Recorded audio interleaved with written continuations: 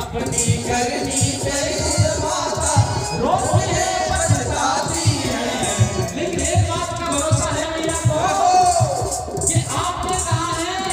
कि जो दरवाजे पर आ जाए वो भूखा नहीं जाना चाहिए, और कोई भी भिखारी दरवाजे से भी भूखा नहीं जाना चाहिए। वही तो मैंने किया।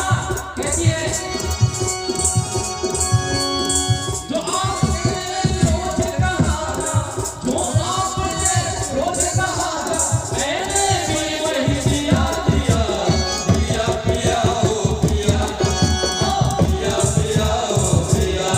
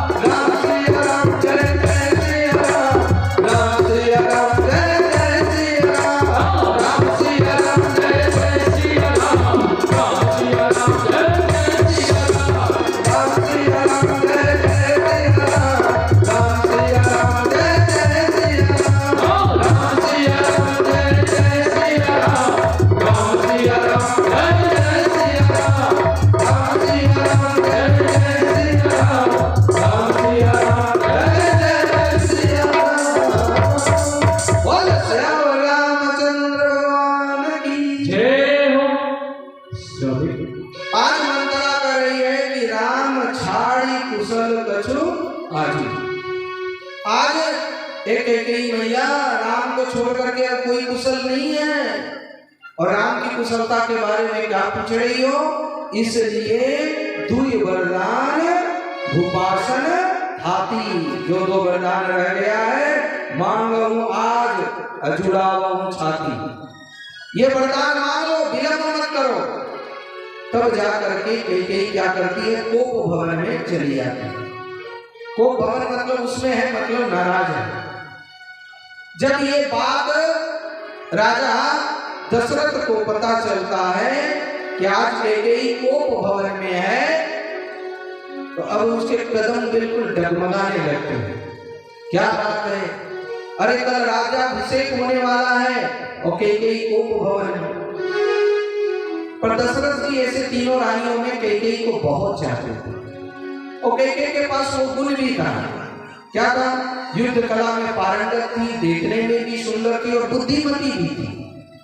पर कहते हैं ना, जब एक कुविचार आ जाता है तो हमारी जीवन की दशा और दिशा सब बदल जाता है। एक बुरा भाव, एक बुरा काम, एक गलत दिशा हमारी दशा को बिगाड़ करके रख देती है। कितने बड़े बड़े संत हुए, महंत हुए, कितने बड़े बड़े राजा महाराजा हुए, पर तनी भूल के कारण पूरा किया कराया सब चला गया। कहते एक तीर के वजह से पूरा राज्य चला जाता है।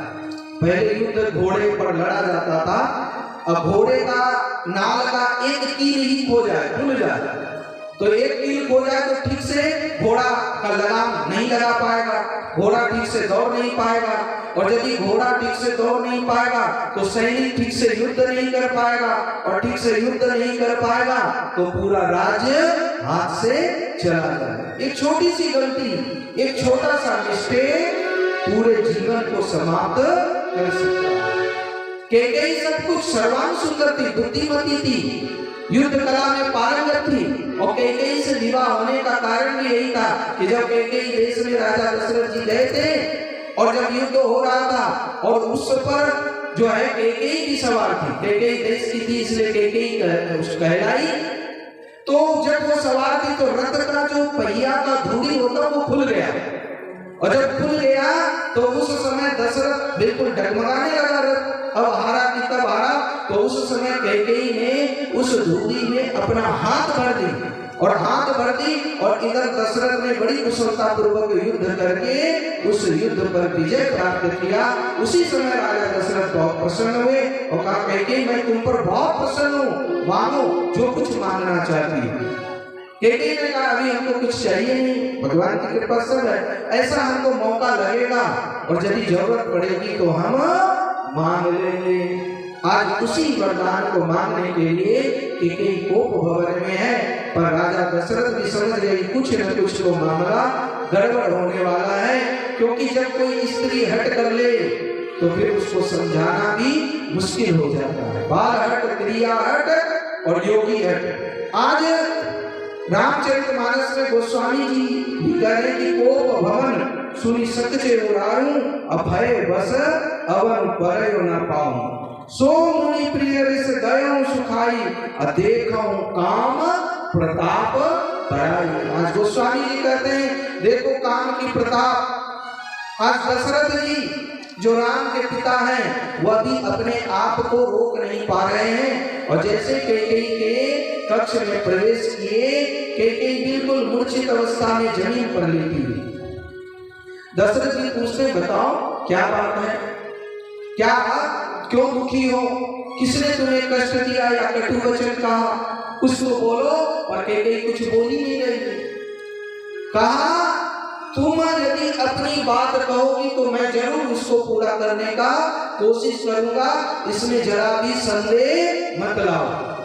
तब कैकेयी ने देखा कि जब इन्होंने वचन दे रहा है पूरा करूंगा, तो कहा ऐसे पूरा करूंगा सब कहते हैं, पर पूरा करने से कई लोग मुकर भी जाते हैं। इसलिए आप शपथ खा करके कहिए कि आप जो भी वचन देंगे, हम जो भी मांगेंगे उसको आप पूरा करेंगे। तब जाकर के कहे उसी समय दशरथ जी ने कि अरे ये तो रघुकुल की रीति है, राजा रघु के वंश की परंपरा में ही दशरथ जी आए और दशरथ जी के बाद ये राम जी, तो ये रघुकुल 9 पीढ़ी आगे के हैं।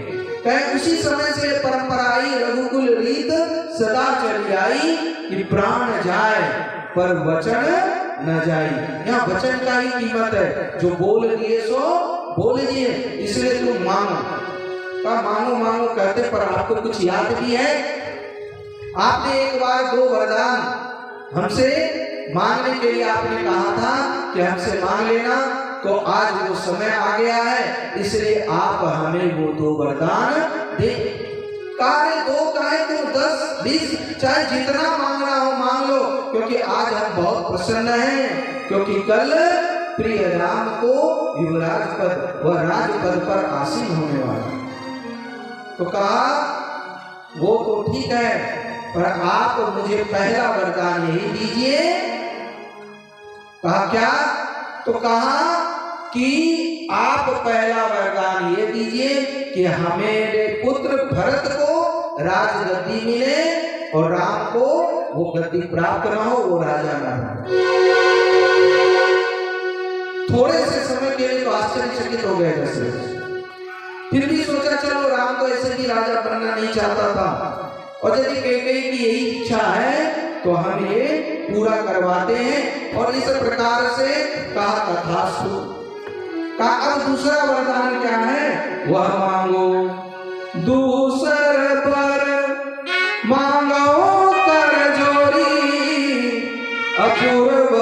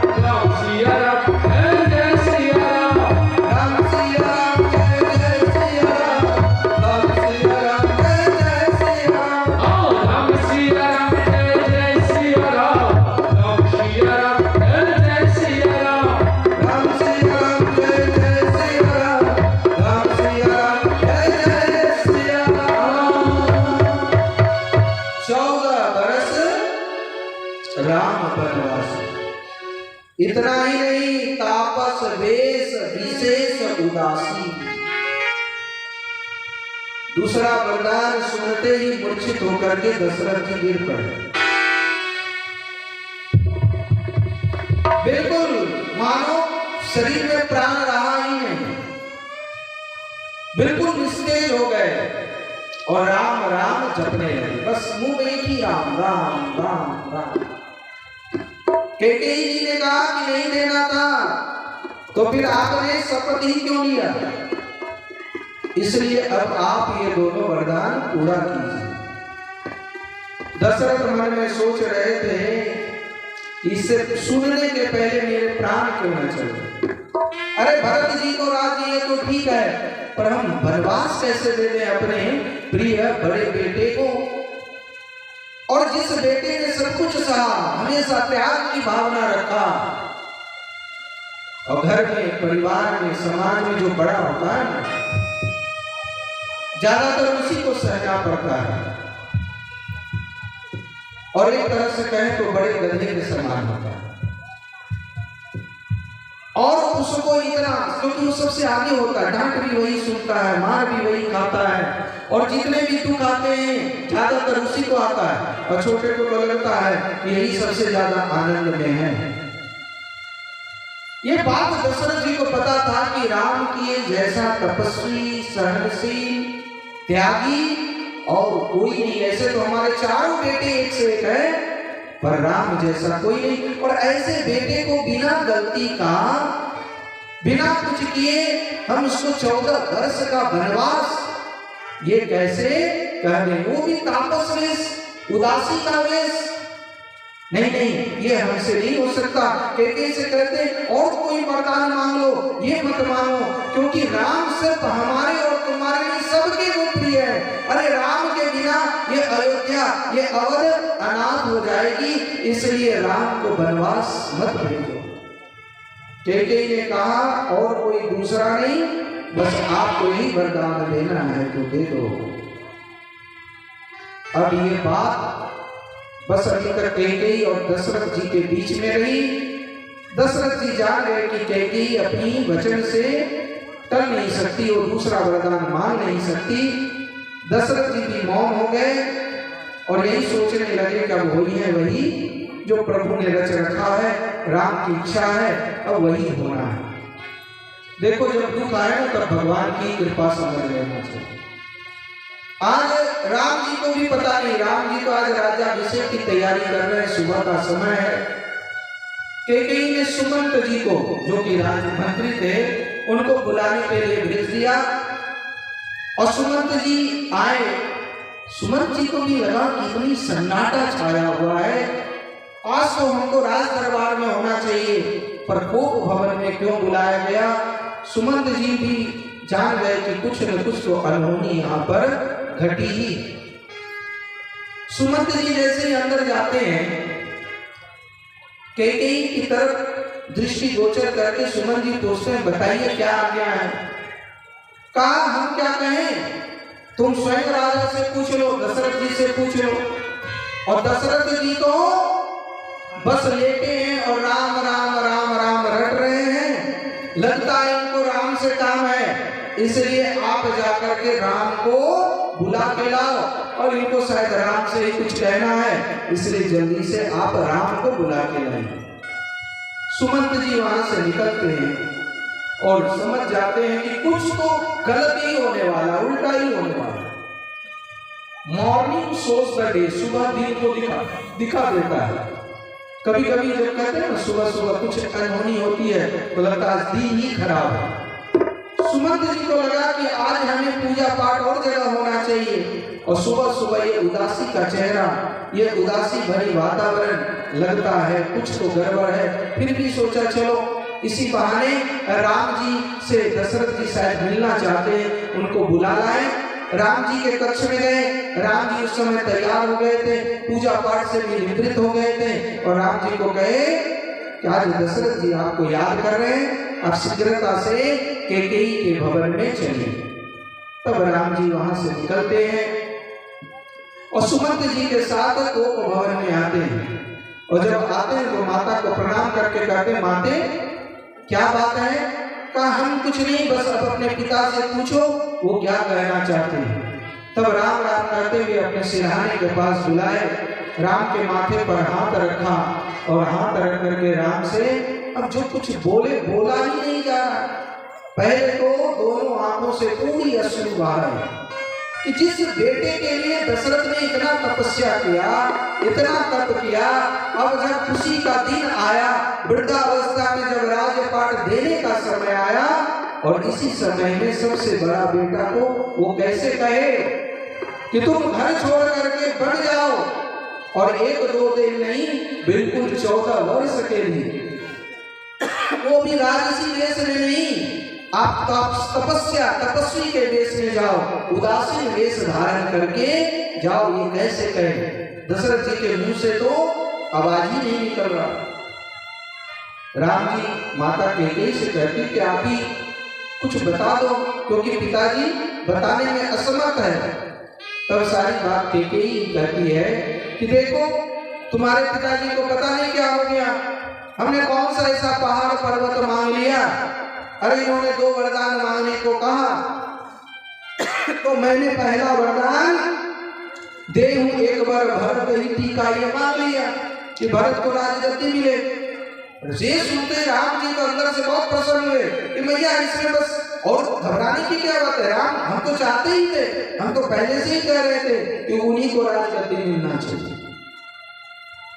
तो कहा दूसरा वरदान बस यही मांगे कि 14 वर्ष राम वनवासी। उसी में ये मूर्छित हो गए। राम के पिताजी के पास जाते कहते पिताजी बस इतनी सी बात है, अरे हमें तो बहुत बड़ा राज्य मिल गया, हमें तो कानन का राज्य मिल गया, हमें तो जो है अरण्य का राज्य मिल गया, ये छोटा सा राज्य के बदले हमें बहुत बड़ा राज्य मिल गया। देखो सब सोच की फर्क है।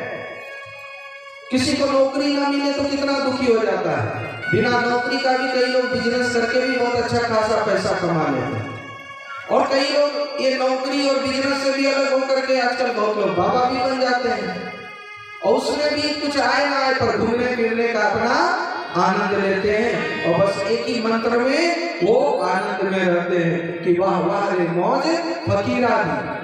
कभी तो खाए चना चबेना और कभी उड़ाए खीरा दी, वाह वाह रे मौज फकीरा दी। इस तरह से देखो, शायद हम अपने बारे में करें, रुपया पैसा कमा करके भी इतने जगह नहीं घूम पाते जितना इस प्रभु राम के गुणगान में घूम जाते हैं। और सिर्फ भारत में नहीं, विदेशों में भी जाते हैं। मलेशिया में भी कथा करके आए, बांग्लादेश में भी कथा करते हैं। पर एक ही चीज है कि हम पथिक जी महाराज के शिष्य हैं, और पथिक जी महाराज ने कभी कोई आश्रम नहीं करना, यहाँ तक कि अपना कोई नाम भी नहीं रखा। बोलते थे पथ में चलता हूँ इसलिए मैं पथिक हूँ। किसी को पथिक जी महाराज के बारे में हमको विशेष नहीं कहना, वो बहुत ही त्यागी तपस्वी संत थे, तो उनके साथ साथ रह करके हमारे अंदर भी वही प्रवृत्ति आ गई। तो ज्यादातर कहीं कुछ ना तो यूट्यूब में चैनल में आना छाना आदि आदि ये सब। क्योंकि महाराज जी ने एक बार कहा था कि बेटा टीवी पर आ जाओगे, सुख मिल जाएगा, बहुत रुपया पैसा आ जाएगा, पर शांति कहाँ से लाओगे?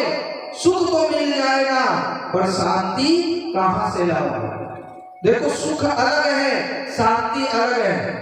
जैसे एसी लगा लो, शरीर को तो ठंडक मिल जाएगी, पर मन को ठंडक कहाँ से मिलेगा? वो एसी से मिल सकता है क्या? वो तो मन की शांति को अंतःकरण की शुद्धता से मिलती है। विटामिन खा के शरीर को ताकत ले आओ, पर प्राण शक्ति जब नहीं रहेगी उस समय आपको ताकत कहां से मिलेगी? ऑक्सीजन सिलेंडर से ऑक्सीजन ही मिल सकता है, पर प्राण शक्ति नहीं मिल सकती। पैसे से आप मंदिर बना लो, देवता का स्थापित कर लो, वेद पुराण खरीद लो, पर बुद्धि कहां से मिलेगी? बुद्धि पैसे से नहीं आती, वो तो अंदर से आता है। तो हर चीज पैसे से नहीं होती है। पैसे से सुख मिल सकता है, पर शांति तो अंतःकरण की शुद्धता से मिलती है, शांति को त्याग की भावना से मिलती है। राम आज कह रहा मैया हमें तो आपने बहुत बड़ा राज्य दे दिया, और हम जाएंगे कंदमूल फल खाएंगे, और न जाने कितने संतों का दर्शन होगा, और फिर बहुत लोगों से मिलना जुलना होगा। हमें तो बहुत बड़ा राज्य दे दिया। पिताजी से कहा पिताजी आप क्यों दुखी हैं? अरे आपको तो आनंद मनाना चाहिए, आपको तो खुश होना चाहिए कि आपको बेटे को इतना बड़ा राज्य मिल गया। पिताजी आज्ञा समन सुसाहित सेवा, और जो पिता की आज्ञा का पालन न करे तो उससे और नालायक बेटा कोई और हो ही नहीं सकता। और जो पिता की माता की बात न माने और भगवान की पूजा करे तो कभी भगवान भी खुश नहीं होते, प्रसन्न नहीं होते, क्योंकि भगवान भी माता पिता की सेवा करके ही शांति मुक्ति भक्ति को पाई है। इसलिए पहले माता पिता, वेदों में भी बात आई है, मातृदेवो भव पितृदेवो भव, तब आया आचार्य देवो भव। आचार्य मतलब गुरु देवो भव, उनका स्थान बाद में है, तो सबसे पहला स्थान है माता का। जो माँ का दिल दुखाए समझो उसको कहीं शांति है ही नहीं, कहीं जगह है ही नहीं, और कहीं भले बहुत कुछ रुपया पैसा कमा ले, पर बिना माँ के प्यार के आशीर्वाद के वो सुख तो पा सकता है, पर शांति उसको कभी मिल नहीं सकती है।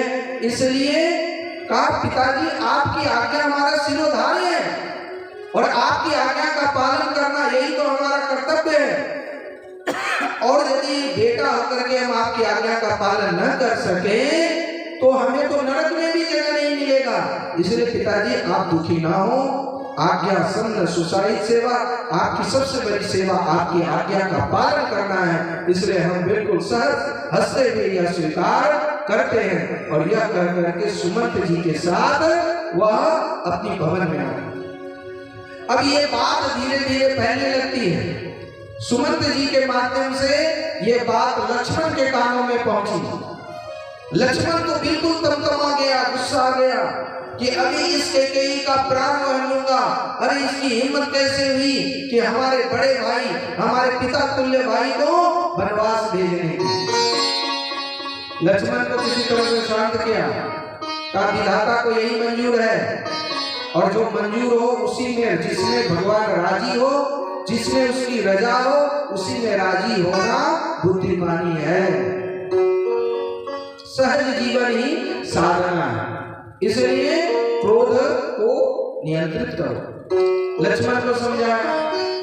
ये बात जब उनकी मैया के कानों में गई, कौशल्या जी के, माता कौशल्या थोड़ी दुखी तो हुई।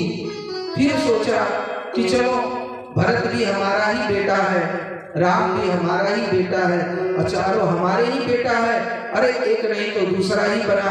तो इससे कौशल्या भी बहुत प्रसन्न हुई कि बेटा जहां जाओ और वहीं पर अपने पिता का नाम रोशन करना। और बहुत सुंदर शिक्षा दी कि बेटा ये तूने बहुत अच्छा किया, जो पिता की आज्ञा का पालन करने के लिए तू सहर्ष तैयार हो। माँ की आज्ञा राम जी लेते हैं, पर जब ये बात सीता जी के कानों में पड़ी, सीता जी तो एकदम से ठिठक गई। वो कही कि हमारी माता सुनैना ने यही आज्ञा दिया कि बस पति की छाया बन करके सेवा करना, और पति सेवा धर्म ना दूजा। पति की सेवा छोड़ करके दूसरा धर्म है ही नहीं। जो पति को छोड़ करके दूसरे को गुरु मानता है, दूसरे पर ज्यादा विश्वास करता है, चाहे पति कैसा भी हो, भला हो बुरा हो, पति में भी जो निष्ठा रखता है वह सबसे बड़ी धार्मिक स्त्री है। जब ये बात सीता जी को उसकी माता ने बताई तो सोचा जहां हमारे पति रहेंगे वहीं पर हम रहेंगे, इसलिए जहां पति वहां हम। इसलिए यदि पति वनवास जा रहे हैं तो हम भी जाएंगे। सीता जी ने हट कर लिया।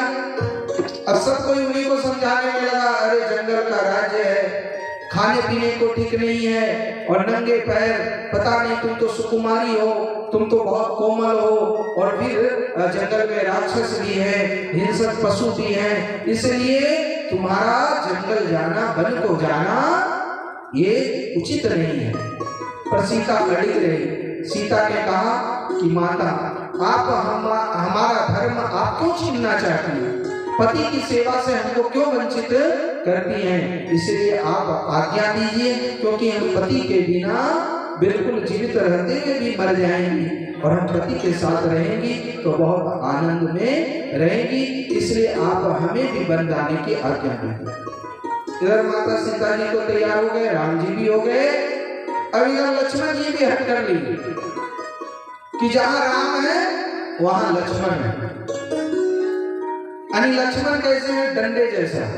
अब झंडा लगाना हो, झंडा क्या है? राम जैसा, राम जी का फोटो लगा रहता है, तो बिना डंडा का झंडा शोभा नहीं देता है। इसलिए कहा कि जहां झंडा है तो डंडे की तो जरूरत पड़ेगी ही। इसलिए जहां राम रहेंगे वहां हम भी रहेंगे, और राम वन को जाएंगे तो लक्ष्मण जी ने कहा हम भी जाएंगे। लक्ष्मण जी से कहा तुम भरत की साथ रह करके यहाँ का राज्य पाठ देखना, कहा कि हमको यहाँ मतलब ही नहीं, आप जहाँ रहोगे वैसी राज्य को हम देखेंगे, हम भी कानन राज्य को सहर्ष स्वीकार करेंगे। तो लक्ष्मण बड़ा हठी, बहुत जिद्दी, कहते हैं कि दुनिया इधर से उधर, पर लक्ष्मण का गुस्सा एक तरफ। और देखो घर परिवार में भी ना एक लक्ष्मण और एक राम होना चाहिए, नहीं तो दुनिया वाले भी चैन से नहीं रहने देंगे। जैसे तार है ना, दो तार होता है, एक ठंडा और एक गर्म, तभी ये लाइन आता है, बनता है ना। जैसे खपड़े का मकान हो या टीना वाला हो तो देखना एक ऊंचा होता है एक नीचा होता है, सब नीचा नीचा नहीं होता, सब ऊंचा ऊंचा नहीं होता, नहीं तो पानी गिरने लगे। यानी एक सीधा तो एक उल्टा, जब सीधा उल्टा होता है तभी काम बनता है। उसी तरह से घर परिवार में सबको एकदम ठंडा भी नहीं होना चाहिए, सबको एकदम गर्म भी नहीं होना चाहिए। एक ठंडा हो तो एक गर्म होना चाहिए, और एक यदि कोई गर्म हो जाए तो दूसरे को ठंडा हो जाना चाहिए। नहीं तो सब गर्मा जाओगे तो फ्यूज हो जाएगा, फिर तो घर बिल्कुल तहस नहस हो जाएगा। और एकदम से ठंडा हो जाओगे तो दूसरे लोग फिर कहते हैं ना, सीधा का मुंह कुत्ता भी चाट लेता है। जंगल में सीधा पेड़ को सभी काट लेते हैं और टेढ़ा पेड़ को छोड़ देता है। तो एकदम से भी सीधा नहीं होना और एकदम से गर्म भी नहीं होना। तो इस तरह से जीवन को जीना। इसलिए लक्ष्मण थोड़ा गर्म है, राम जी ठंडे हैं, और जहाँ राम वहाँ लक्ष्मण, और लक्ष्मण के बिना राम भी अधूरे हैं। तो राम जी तो अकेले नहीं, हम तो अकेले जाएंगे। लक्ष्मण ने कहा आप जहाँ जाओगे हम ही जाएंगे, और बिल्कुल हट कर लिया। इधर से राम लक्ष्मण सीता जी तीनों तैयार हो गए। आज देखो विधि का विधान कि आज तीनों वन को जाने को तैयार है। इधर सभी संत महापुरुष भी इसी आशा में लगे कि कब राम आएंगे। सबरी जी भी इसी आशा में लगी हुई हैं। वो तो रामा रामा रटते रटते बीती रे उमरिया, रघुकुल नंदन कब आओगे हिलनी के दुवरिया। तो कल जो है सबरी को दर्शन देंगे। आज ऋषि मुनि सब बस एक ही गान गा रहे हैं, हे प्रभु हम आपको कैसे पाए, क्योंकि हमें उतना ध्यान नहीं, तप नहीं, जप नहीं, श्रद्धा नहीं, ज्ञान नहीं। इसलिए हे प्रभु कौन जतन प्रभु तुमको पाऊं, कौन जतन प्रभु तुमको पाऊं, कौन जतन प्रभु तुमको पाऊं, कौन जतन प्रभु तुमको पाऊं। प्रेम ज्ञान नहीं, योग ध्यान नहीं, प्रेम जाल नहीं, योग नाप नहीं, पूर्णवान नहीं, केवल जाऊं, पूर्णवान नहीं, पूजते जाऊं। कौन जतन प्रभु तुमको पाऊं, कौन जतन प्रभु तुमको पाऊं। संत महापुरुषों की तरह, ऋषि मुनियों की तरह हम भी भगवान से यही कहते रहे, कौन जतन प्रभु तुमको पाऊं, कौन जतन प्रभु तुमको पाऊं।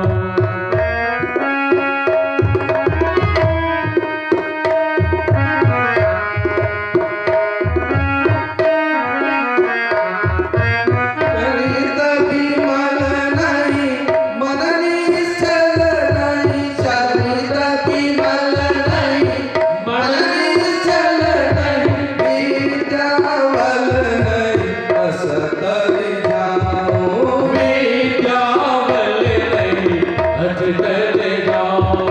कौन जतन प्रभु तुमको पाऊं, कौन जतन प्रभु तुमको पाऊं, कौन जतन प्रभु तुमको पाऊं, कौन जतन प्रभु तुमको पाऊं।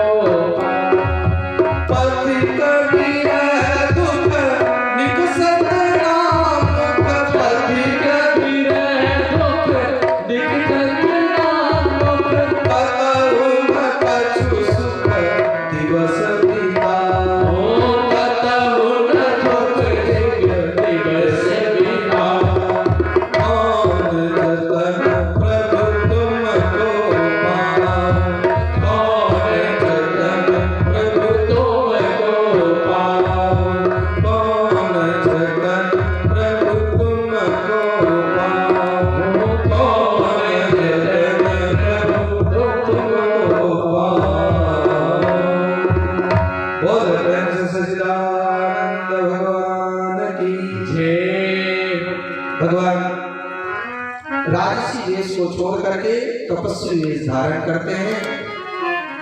मैया सीता भी उसी तरह से बलकल कसाय वस्त्र धारण करती हैं। लक्ष्मण जी भी बिल्कुल अपने भैया के तरह राजसी वेशभूषा छोड़ करके वन को निकल पड़ते हैं। जब वन जाने को निकलते हैं तो इधर पूरे राज दरबार पर द्वार पर अयोध्यावासी आकर के एकत्रित हो जाते हैं, जब जाने ही नहीं देंगे। और यदि राम जी जाएंगे तो साथ में हम सब भी जाएंगे, जहां राम वहां हम, और राम के बिना हम सब रह ही नहीं सकते अयोध्या में। जब ये समाचार दशरथ जी के कान में पड़ा कि ये लोग निकलने को तैयार है, तब सुमंत जी से कहते हैं, सुमंत जी आप रथ लेकर के जाओ और रथों पर तीनों को बिठा करके जंगल ले जा करके और फिर सरयू नदी के तट पर किनारे किनारे घुमा करके और फिर वापस अयोध्या ले आना है। बस इतना काम सुमंत आप करो। सुमंत जी रथ लेते हैं।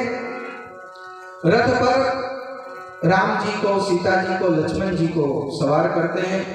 कहते हैं पिताजी की आज्ञा है, रथ पर आप आरूढ़ होइए। और राम जी भी देखे कि जब तक हम रथ पर सवार नहीं होंगे तो इन प्रजाजनों से हम वियोग पा नहीं सकेंगे, इनको छोड़ नहीं सकेंगे, नहीं तो ये हमारा पीछा करते ही रहेंगे। तो आगे आगे रथ चल पड़ी, पर फिर भी प्रजा उसके पीछे पीछे दौड़ लगाने लगी और पूरी प्रजा बिल्कुल रथ के पीछे पीछे। इस तरह से आगे आगे राम, पीछे पीछे प्रजा, सभी अयोध्या वासी चल पड़े राम के पीछे कि राम यदि जंगल में रहेंगे तो हम भी वहीं रहेंगे। देखो तब जाकर के कहीं राम राज्य स्थापित होता है कि मालिक यदि सूखा रोटी खाएगा तो हम सब भी सूखा रोटी खाएंगे। जब ये भावना आती है तो वहां जरूर शांति ही शांति होती है, भले सुख हो ना हो। आज राम को सुख है नहीं है, प्रजा को नहीं है, पर हृदय में एक शांति अलग से छाई हुई है। दोपहर को निकलते हैं और शाम तक ये सब तमसा नदी के तट पर पहुंच जाते हैं। जब शाम होती है तो सबसे कहते हैं चलो यहीं पर विश्राम करना है, आज रात्रि यहीं विश्राम करेंगे और कल यहाँ से आगे प्रस्थान करेंगे। और वहीं पर तमसा नदी के तट पर रथ को लगा करके सभी अपना अपना बिछावन लगा करके वहीं पर लेट जाते हैं। जब सब लेट जाते पर नींद कहाँ आंखों में, कहते किसी तरह से सुबह, और सुबह की तरफ ज्यादातर नींद आती है थोड़ी गहरी।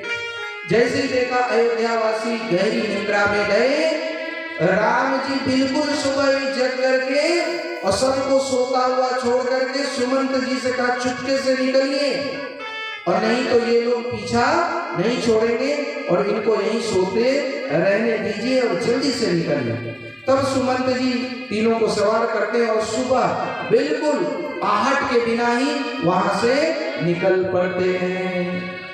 इसीलिए कहते हैं जो सोवत है सो खोवत है और जो जागत है सो पावत है। इसलिए ब्रह्म मुहूर्त में सोना नहीं चाहिए। भले दिन में थोड़ा झपकी ले लो, सो जाओ, अलग बात है, पर ब्रह्म मुहूर्त में जग करके जो जैसा भाव से काम करता है ब्रह्म मुहूर्त में, उसको उस तरह की फल की प्राप्ति होती है। ब्रह्म मुहूर्त मतलब सुबह सुबह का 4 बजे की बेला, 3 से 4 के बीच जग करके कोई ध्यान करना चाहे ध्यान करे, जो पढ़ना चाहे पढ़े, या यदि कोई स्वास्थ्य लाभ लेना चाहे ले, क्योंकि सुबह का वातावरण बिल्कुल स्वच्छ होता है, सुंदर होता है। सुबह यदि कोई 2 घंटा पढ़े तो दिन भर 6 घंटे पढ़ने के बराबर है। पर ज्यादातर लोग रात भर पढ़ेंगे और सुबह ही सो जाते हैं, तो वो पढ़ाई उतना याद भी नहीं रह पाता है।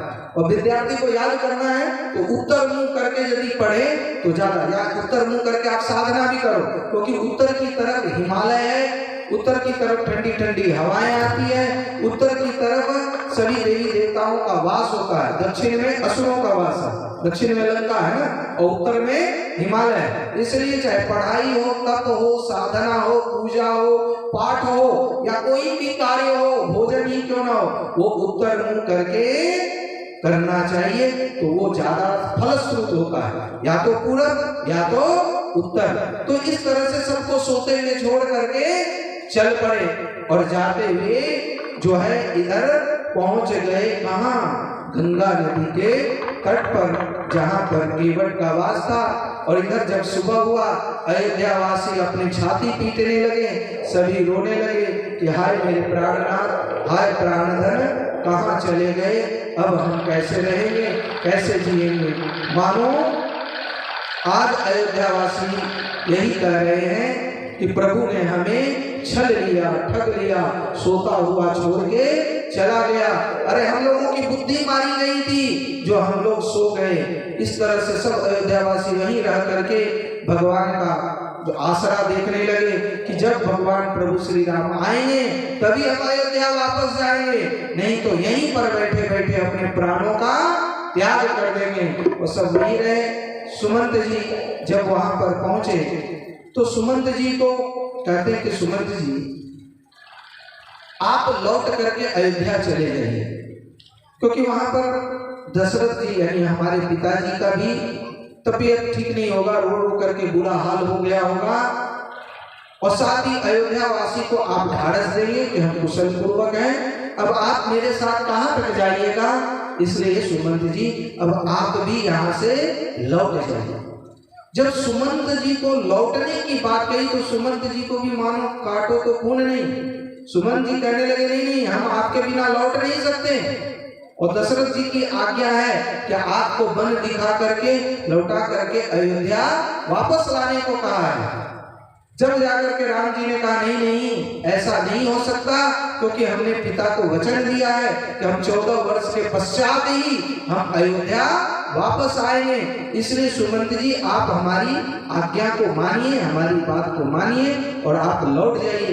पर सुमंत जी लौटे तो कैसे लौटे? वहीं पर घोड़े पर सर रख करके सुमंत जी रोने लगते हैं। इधर सुमंत जी को वहीं पर अकेला छोड़ करके राम, लक्ष्मण और सीता जी वहीं से खाली पैर आगे श्रृंगवेरपुर की तरफ बढ़ जाते हैं। श्रृंगवेरपुर में निषाद राज गु से भेंट होती है। निषाद राज गु ने उनका बड़ा आदर सत्कार करते हैं। पहले तो सोचते कि कौन है, क्या है, नहीं है, पर जब परिचय प्राप्त करते हैं कि ये दशरथ नंदन है और ये राम सीता लक्ष्मण है, वो बहुत प्रसन्न होते हैं, फल का भोग लगाते हैं और ठाकुर जी को फल का भोग लगाने के बाद जो है वह केवट के निकट आते हैं। निषाद राजपूत से कह दिए कि कोई नाव लेकर के ना आए। केवट ने कह दिया कि हम ही प्रभु को पार लगाएंगे, और इधर राम जी ने भी कोई आज्ञा नहीं दी कि हमें पार कराओ। राम जी ने भी कहा कि हम जो है मांगेंगे, और ये मांगने का काम है, आज्ञा देने का काम नहीं है, क्योंकि हम कोई राजा नहीं है। तो आज श्रृंगवेरपुर से होते हुए निषाद राज गु के साथ गंगा के तट पर आज राम सीता लक्ष्मण जी पहुंचे हैं। आइए राम सीता लक्ष्मण जी का वहां केवट के द्वारा हम लोग स्वागत करते हैं। समय बहुत कम है क्योंकि हमें भरत मिलाप की तरफ जाना है। आज भरत मिलन तक हम लोगों को पहुंचना है, इसलिए जब वहां पर पहुंचते हैं तो नाव कुछ भी नहीं रहता, सब नाव को हटा लेता है। ये बात जानकारी निषाद राज गु की तरफ से केवट को पहले ही मिल जाता है। जब निषाद राज गु ये बात जान जाते हैं कि भाई कल राम जी पार करेंगे, तो केवट ने निषाद राज गु से कहा कोई नाव लेकर के नहीं आएगा, सिर्फ हम ही ठाकुर जी को पार कराएंगे। और जब केवट आता है तो केवट से कहता है कि हे मल्ला, हे नाविक, अरे हमें नाव मिलेगी क्या? तुम हमको नाव दे सकते हो? हमें तुम पार लगा सकते हो? केवट ने कहा नहीं नहीं प्रभु, हम आपको पार नहीं कर सकते, क्योंकि हम आपका मर्म को जानते हैं। बरबस समेत पठावे असुर सरि तीर आप चलिए आए।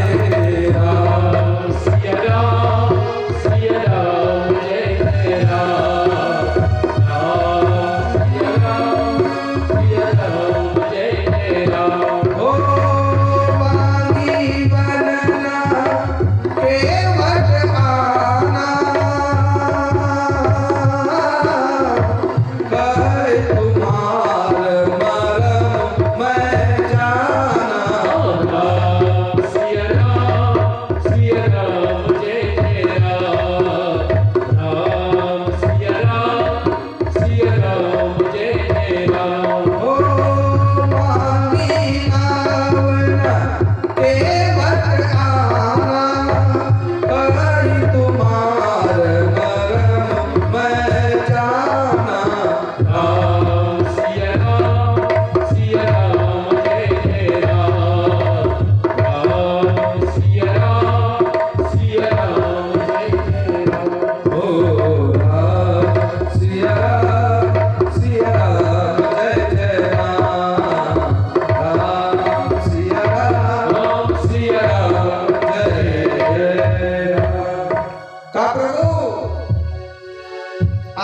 जब अयोध्या वासी नहीं रोक पाए, आपको सुमंत जी भी नहीं रोक पाए, पर मैं प्रयास करूंगा कि आपको बन जाने न दूं, इसलिए आपको इसी पार में रोक के रखूंगा।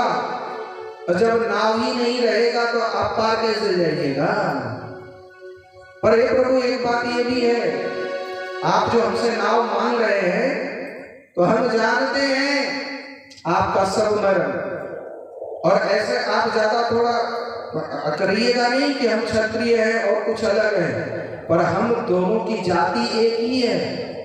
हम भी मल्लाह हैं और आप भी मल्लाह हैं।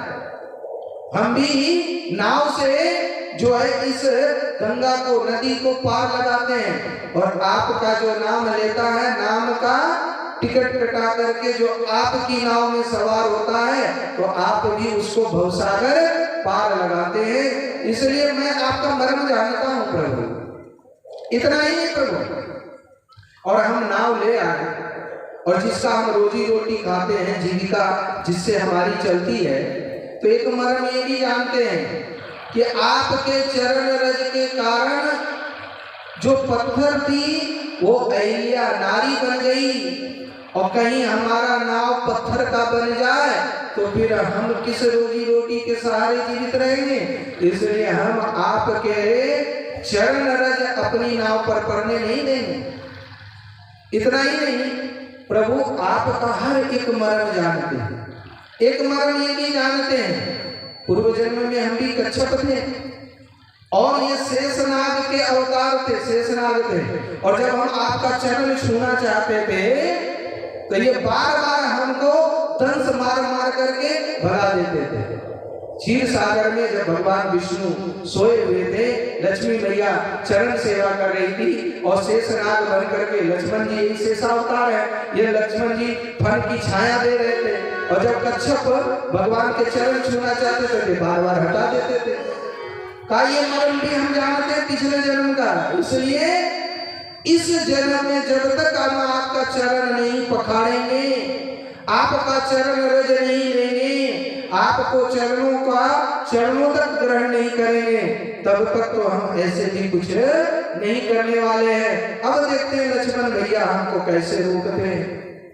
एक मर्म ये भी जानते हैं कि होली के समय जब माता जानकी दोनों चरणों की सेवा कर रही थी, और होली के अवसर पर जब होली होगा ना, तो देवर का हक होता भाभी से मांगने का, और उस समय लक्ष्मण जी ने मैया सीता से कही कि आप तो दोनों चरण हमारे भैया के ले लिए, इसलिए इस अवसर पर हम अपने भैया का एक पैर मांगते हैं, भाभी हमको एक चरण की सेवा दे दीजिए। तो लक्ष्मण जी दाएं पैर की सेवा करती थी और मैया जानकी बाएं पैर का, तो कहा दोनों पैर तो बांट लिया है, तो हम किस पैर को पाएंगे? इसलिए आज तो हम दोनों पैर की सेवा करेंगे। ये दोनों ने जो बांट लिया है, आज इस दोनों का भी कुछ नहीं चलने वाला है। तब माता जानकी भी मुस्कुराई, ये केवट बहुत चतुर है, बहुत चालाक है, ये आसानी से पार नहीं कराए। राम जी ने कहा, देखो भाई, हमने तुमसे नाव आज्ञा नहीं दी, मांगा है, और मांगने वाले को निराश नहीं करते हैं, मांगने वाले की इच्छा पूरी करनी चाहिए, इससे बड़ा पुण्य होता है। का वो हम समझ गए प्रभु। आजकल भी देखिए कोई रिक्शा वाला हो कैसे करते हैं, ए रिक्शा, लगता वो रिक्शा वही है ना, ए रिक्शा कहाँ जाएगा बताओ, ए टोटो, अब वो टोटो थोड़ी है चलाने वाला, या रिक्शा वाला थोड़ी, उसको भाई कहाँ तक जाओगे। एक आदमी ऐसे कर रहा था कि भाई रिक्शा वाला को बुलाया, रोका, और रुका करके कहा कि बाबूजी कहाँ जाओगे? रिक्शा वाले से पूछा कि कहाँ जा रहे हो? कहा बढ़वा, तो कहा जा रहे हो तो जाओ, फिर किस बात की है, मतलब उसको रोका भी, और फिर कहा कहाँ तक जाओगे? बढ़वा, तो कहा जाओ, यहाँ क्यों रुके? तो कहने का तात्पर्य लोगों का बड़ा अजीब अजीब व्यवहार होता है, और इस तरह से व्यवहार करते हैं, लगता है कि वो बहुत बड़ा मालिक है। एक रिक्शा चलाने वाला भी हो, कोई सेवक भी हो, चाहे अपने घर का कोई भी नौकर ही कहे, कोई क्यों ना हो, यदि हम उसको सम्मान देंगे तो जरूर सम्मान मिलेगा, क्योंकि कर्टसी बिगेट्स कर्टसी, नम्रता से ही नम्रता उत्पन्न होती है, प्रेम से ही प्रेम उत्पन्न होता है, और जहाँ प्रेम होता है वहीं परमेश्वर का वास होता है। भगवान सब जगह है, पर जहाँ हरि व्यापक सर्वत्र समाना प्रेम ते प्रकट होई मैं जाना। तो आज केवट बिल्कुल कहा हम जाने ही नहीं देंगे। लक्ष्मण जी को इधर गुस्सा आया। लक्ष्मण जी ने कहा ये छोटा सा आदमी, ये मल्ला, ये केवट अपने आप को समझ क्या रहा है, तब से कह रहा है नाव नहीं देंगे, उस पार नहीं ले जाएंगे, अभी इसको मजा चखाते हैं। राम जी ने उनका हाथ पकड़ लिया, लक्ष्मण अभी हमको पार जाना है, इस तरह से गुस्सा करना अच्छी बात नहीं है। कहा भैया आप इतने सीधे साधे हो कि कोई आपका बात नहीं मानता है। और राम जी भी वचन बोलने में बड़ा चतुर थे, राम जी भी ऐसे थोड़ी थे। राम जी ने कहा कि ऐसी बात नहीं कि केवट हमारा बात नहीं मान रहा है, हमारा गोहिनी तो अयोध्या से ही शुरू हो गई। जब हमने तुम लोगों को मना किया कि जंगल मत आओ, वन में मत आओ, सीता को भी मना किया, तो उस समय तुम ही लोगों ने बात नहीं माना। जब तुम ही लोग बात नहीं माने तो सुमंत जी भी मेरा बात नहीं माना। अभी भी वो उधर देखो घोड़े पर सर रख करके, रथ पर सर रख करके वो रो रहा है, और इधर केवट भी बात नहीं मान रहा। जब तुम ही लोग बात नहीं माने तो ये केवट कहां से बात मानेगा। तो मैया जानकी भी मुस्कुरा दी कि प्रभु श्री राम ने बड़ी चालाकी से यहाँ काम लिया। केवट को कहा भाई अरे किसी तरह से पार लगाओ, ये एहसान ये ऋण हम तुम्हारा कभी नहीं भूलेंगे। तब जाकर के केवट कहता प्रभु ऐसे हम नाव पर नहीं चढ़ाएंगे, पहले आप चरण रज आप अपना दीजिए। तभी अपनी पत्नी से कहता जल्दी से जाओ कठौता लाओ, और लकड़ी का कठौता लाया। लकड़ी कठौता में पानी ज्यादा सोखता है और चरण रज वो रह जाता है, और लकड़ी के कठौते में प्रभु श्री राम का दोनों पैर रखवा करके आज बड़े मगन से जो है चरण धो रहे हैं, चरण पखार रहे हैं। केवट आज बड़ा आनंदित है, हर्षित है, और इस प्रकार से केवट कह रहा प्रभु ऐसे पैर धोएंगे तो काम नहीं चलेगा, आप गिर भी सकते हैं, इसलिए एक काम कीजिए दोनों हाथ हमारे मस्तक पर रखिए। और देखो कितनी चालाकी से प्रभु श्री राम का दोनों हाथ अपने मस्तक पर रखवा लेते हैं, और बड़े भाव से पति पत्नी जो है चरण को पैर को धोते हैं। घर में कोई भी संत महापुरुष बड़े बुजुर्ग गुरुजन चाहे दादा दादी नाना नानी आ जाए, बड़े आ जाए, तो जरूर उनका अपने हाथ से पैर धोना चाहिए, इससे बड़ा आशीर्वाद मिलता है और घर में एक पॉजिटिव एनर्जी सकारात्मक ऊर्जा बनती है। आजकल तो लोग पैर धोना ही भूल गए, पैर धोना तो छोड़ दो, लोटा पानी भी पैर धोने के लिए नहीं देते हैं और कहते हैं यदि किसी को धोना है तो चल जाओ वहां पर धो लो। इसीलिए तो घर में आजकल ज्यादा कलह और किचकिच, किचन से जब तक बना है रसोई खत्म हुआ किचकिच शुरू हो गया है, क्योंकि अब बड़ों को हम सम्मान देना ही भूल गए हैं। भाई जब बड़ों को सम्मान देंगे, अभिवादन देंगे, तो याद रखना 4 चीजें घर में बढ़ेगी। अभिवादन शिलस नित्यम, चत्वारि तस्य वर्धन्ते आयुर्विद्या यशो बलम। जो बड़ों बुजुर्गों का सम्मान करता है, प्रणाम करता है, तो उसकी आयु बढ़ती है, विद्या बढ़ती है, यश बढ़ता है और बल बढ़ता है। ये जान करके रखना। इसलिए बड़ों को प्रणाम, बड़ा चाहे जैसा भी हो, दुष्ट भी हो चाहे जैसा भी हो, प्रणाम करने से कोई छोटा नहीं हो जाता। जो जितना झुकता है वही आगे चल करके उतना महान बनता है, उतना बड़ा होता है, और जो झुकता नहीं है वो टूट जाता है। इसलिए आप सोच लो कि भाई झुकने में भलाई है कि टूटने में भलाई है, पर आजकल के लोग ज्यादातर टूटने पर विश्वास करते हैं। मन मर जाएंगे पर उससे बात नहीं करेंगे। मन जो हो जाए तो हो जाए, हम बोलेंगे नहीं। आप बढ़ जाएंगे पर घर से चले जाएंगे। भाई क्या है, बड़ा कुछ बोल ही दिया तो बोल ही दिया, और यदि वो गलत किया तो अपने लिए किया, और कोई बढ़िया भी करता है तो अपने लिए करता है। ये दूसरे के गुण दोष को छोड़ करके बस अपने गुण दोष की तरफ ध्यान देना चाहिए। और झुकने में ही भलाई है, अकड़ के रहने में कोई भलाई नहीं है। अभिवादन शिरस्य नित्यम वृद्धोप सेविना, चत्वारि तस्य वर्धन्ते आयु विद्या यशो बलम। आज केवल पूरा आशीर्वाद ले रहा है और मस्तक पर हाथ रख रहा है। इसलिए बड़े ही सुंदर ढंग से किसी ने एक भजन गाया कि छोटी सी झोपड़ी थी, उस झोपड़ी में और आया वो आज पैर पखार रहा है, और पैर पखारते हुए उस जल को लेकर के उस जल को पूरे भवन में छिटकता है। भजन को हम नहीं गाते हैं, धन रे मड़ैया केरो भाग कि सतगुरु आवी गेल चरण पथारी चरना अमर कलियवै लय लय भवन छिटाई कि सतगुरु आवी गेल। जो इस प्रकार से चरण रज लेकर के चरणों को घर के चारों तरफ छिड़कते हैं, जान के रखिए उस घर में सुख शांति की अभिवृद्धि जरूर होती है। चरण रज रोया, खुद पिया, पूरे परिवार को पिलाया और उसके बाद नाव पर बिठाया। अब उस नाव पर बिठा करके बड़ा धीरे धीरे पार करा रहे हैं, ऐसे नहीं कि एकदम से। कहते हैं कि अब ये संयोग कब मिले और ना मिले पता नहीं। और आज केवट भी गंगा मैया से यही कह रहे हैं, हे गंगा मैया थोड़ा धीरे धीरे बहना, जल्दी से बहोगी जल्दी पार लग जाएंगे तो फिर प्रभु राम के दर्शन नहीं कर पाएंगे। आइए हम लोग भजन के माध्यम से आज इस केवट प्रसंग का आनंद लेते हैं। बोले प्रेम से सियावर रामचंद्र भगवान की। जय श्री राम।